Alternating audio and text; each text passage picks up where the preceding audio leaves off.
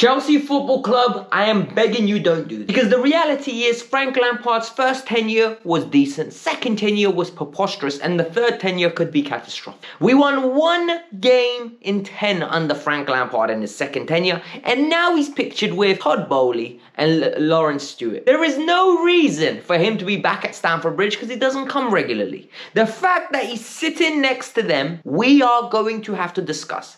If this is the replacement for Mauricio Pochettino, if he gets sacked now, keep Mauricio Pochettino till the end of the season. I do not want to see Mauricio Pochettino lose his job under no circumstances, because this will be shambolic. Then, Chelsea fans, I understand you're upset. Chelsea decided that it's the right time to do a movie promotion during a game. I'm going to explain to you why the match-going fans are angry, but I'm going to have to explain to you why this is the way the club is going to operate going forward. And finally, Chelsea looks set to be in the race to sign Estavio Willian, £60 million wonder kid from Brazil. I know, no more wonder kids, but this one, I don't think you can miss out on. Let's get into it. Welcome to the Kavkas View, and today it's very important that we talk about these issues and we don't think emotionally, we think logically, right? Because there's a lot of things going on at Chelsea that we're emotional about. The status of the club or players on the pitch,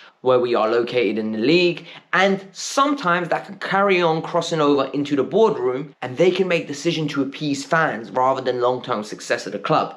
So before we get started, I need you guys to do me a massive favor. I need you to hit the like button. I want 1,000 likes on this video. It's the best way to push the channel. Secondly, subscribe. Your subscriptions are important to growing the channel and making me deliver better content. And more importantly, 55% of you lot that are watching this are not subscribed. I don't understand why, considering more than 60% of content is retained, right? 60% of people that make it through the majority of the video. Mad. Chelsea won yesterday. We climbed up to 8th in the league, and all of a sudden, I see pictures surfing. And these pictures, honestly, made me angry. Because I've seen this pattern before. Prior to Frank Lampard being appointed the second time, he was pictured at Stamford Bridge in a box with Todd Bowley and Lawrence Stewart. And all of a sudden now, we're seeing it again.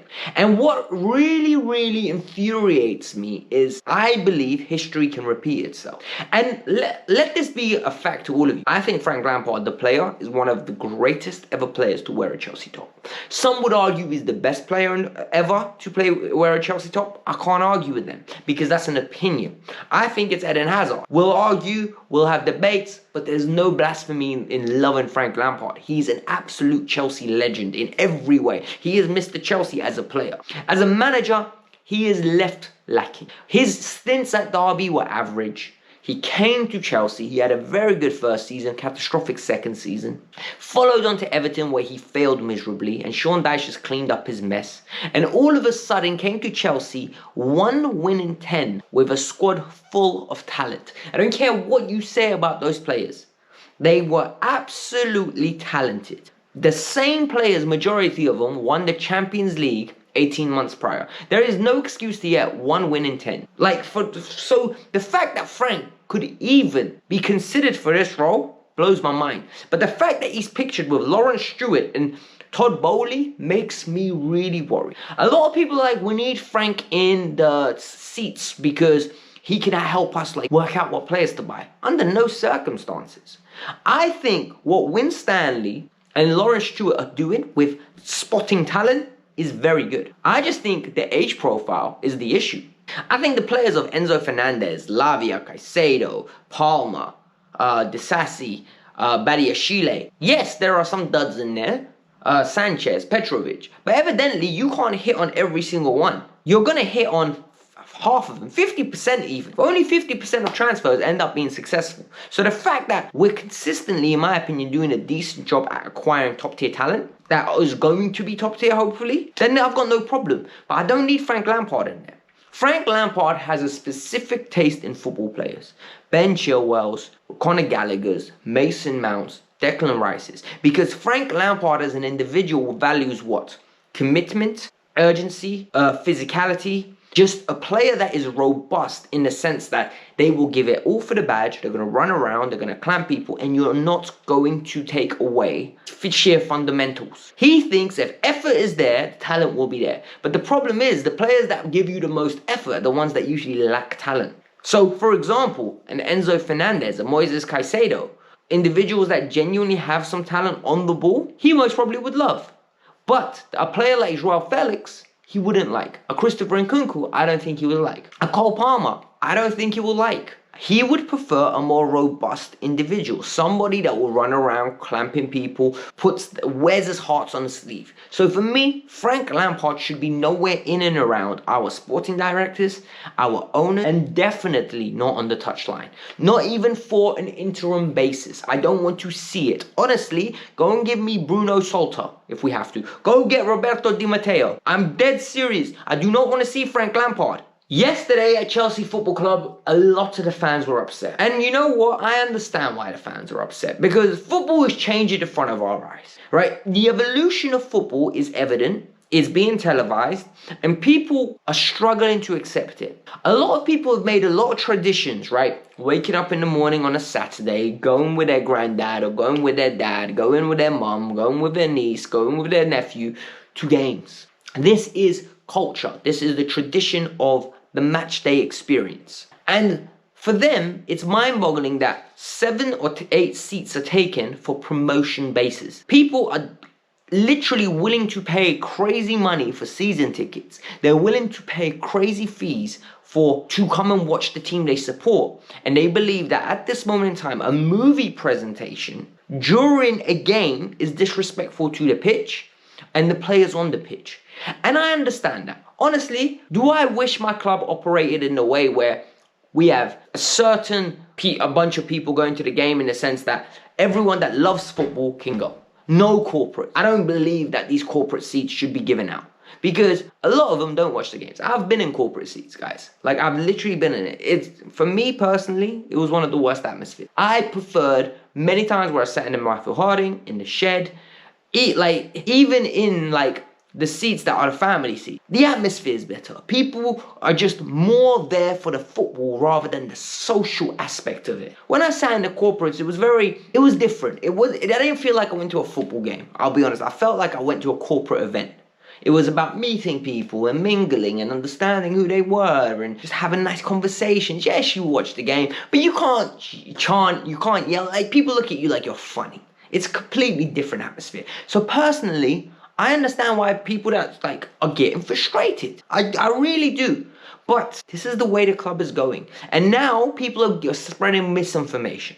So there's an argument that, this is all because of Bowley. Well, it's not true, because in 2013, the same thing happened under Roman Abramovich's tenure. Chelsea had, I think it was a book launch or a movie launch recorded during the period. I've even got the evidence up for you guys to see it.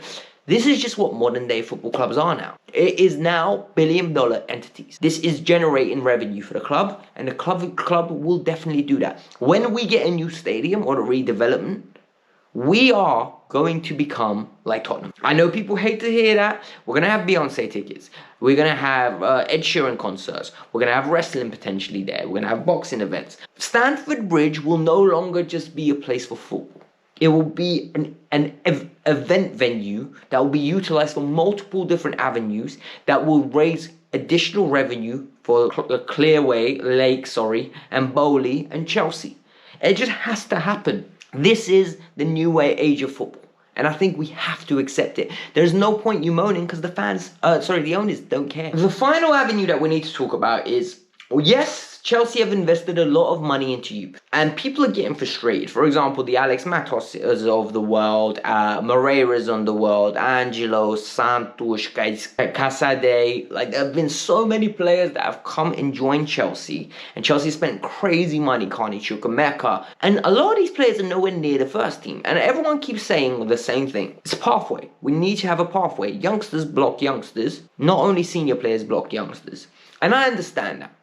But what I do like about Chelsea is what they're doing more so now is they're going to try to get the best youngsters around the world before they explode. So at the moment, at the Copinha in Brazil, so the Copinha in Brazil is like, it's basically young talent of all the big clubs playing against each other. It's like a mini tournament. It's like almost an exhibition. There's a player called Estavio William. Messinho is his nickname. And what is very interesting is he played in the same team as Endrick, but Endrick was 1 year older than him, so he's more advanced. Endrick was already in the first team as the number 9. This guy is a right winger. Chelsea were trying to acquire both Endrick and Estavio together at one point in time. Endrick, we all know, Chelsea pulled out of the deal last minute, and he ended up going and joining Real Madrid. Now, Chelsea are trying to secure this bid. Fabrizio Romano has come out and said, Chelsea in the negotiation, Chelsea fans, I'm sorry. Like, I'm genuinely sorry that you're upset that your club's going down the Wonder Kid route, but Chelsea want to get him. And what I'm going to say is, 60 million euros is not guaranteed. It's going to be around about 30 with 30 million in add-ons. And when you look at the market, Rodrigo went for 45 million euros a couple years back. Vinny went for 45 million euros way back. And then Endrick has went for 60 million euros. This kid is going for 60 million just like Endrick. We've not guaranteed. There's a reason this kid is going for this much. We've missed out on Neymar before. We've missed out on Rodrigo. We've missed out on Vinny. We've missed out on Endrick. Sometimes you have to go and get the elite level talent. Look at Kendrick Pierce. £15 million, we secured him. Now we already have a £50 million asset that would literally, in 2 years' time when he comes, be a new signing. We won't need to buy in that position. That position is going to be developed. He will come in and be the understudy to a Cole Palmer. He will come in and be the understudy to another player on the wing. And if you have Kendrick Pierce and you have Willian, it's mad. Like, I have no problem with him acquiring it. I really don't. My issue is when you get the mid-level talent. My issue is when you get from mid-level talent that we know is never going to play. Like, for example, I don't understand why we secured David Washington, because evidently Pochettino doesn't rate him, or he's nowhere near ready. So why is he not either on loan, or why is he making the bench? Because he's evidently not going to play. Like, it blows my mind. But it is what it is, guys. I want you guys to, firstly, I hope that you enjoyed this video. Secondly, I want you guys to hit the like button and subscribe to the channel. And thirdly, if you haven't watched my review for yesterday's game, go check it out. It's right here. Enjoy it. Peace out. I'm out.